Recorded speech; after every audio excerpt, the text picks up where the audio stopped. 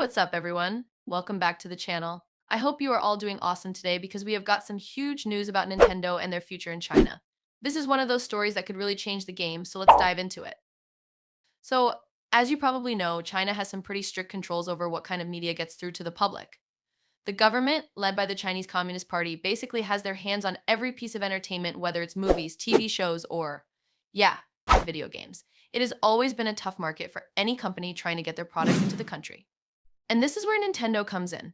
A few years ago, they made a big move by partnering up with Tencent to bring the Nintendo Switch to China.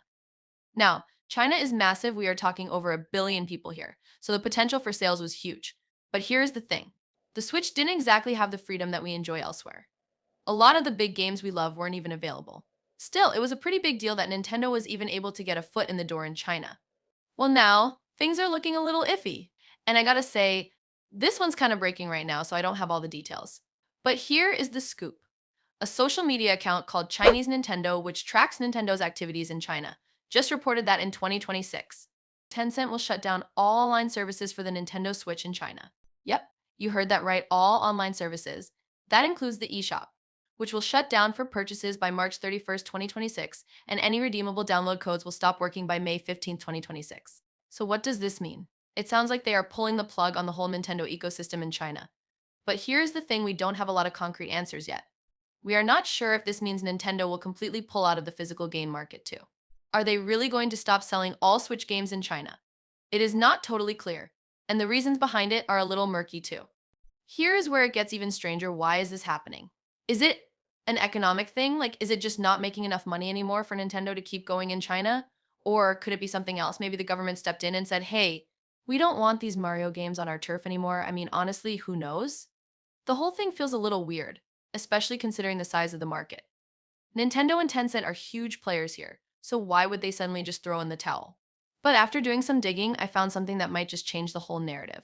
One commenter on Nintendo Life, Itachi2099, shout out to you if you are watching.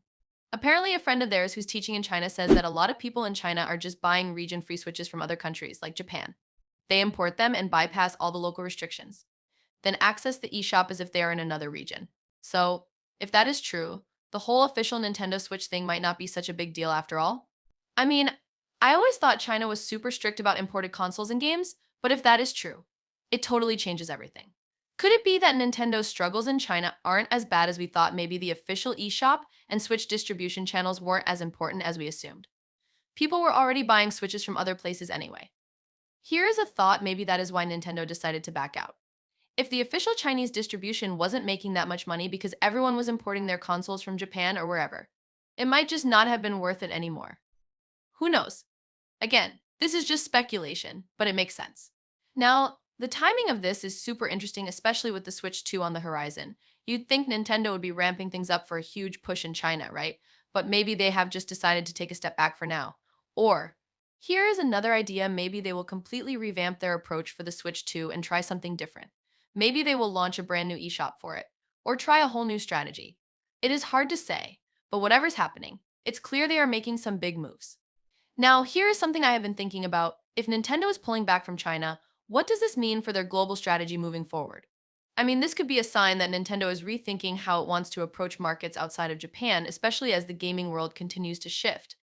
We have seen companies like Sony and Microsoft struggle in some regions, but they have all been pretty aggressive in their global strategies. Nintendo, on the other hand, has always seemed to take a more careful approach. Maybe this is Nintendo's way of focusing more on markets where they are already stronger, like the US, Europe, or even newer emerging markets in Africa and South America. But what do you think? Is this just a temporary pause, or are they shifting their focus entirely? And don't forget, there is also the cloud gaming trend coming up. Do you think Nintendo is preparing to enter that space?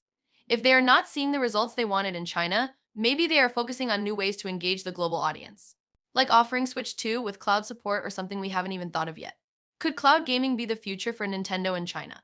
Honestly, there is so much potential here, and it feels like we are at the tipping point of something big. It's fascinating to see how all these companies are moving around the chessboard. And while I am sad about the potential loss of China, I am also really excited to see where Nintendo's next move takes them. At the end of the day, it is tough to know exactly why Nintendo's pulling back from China.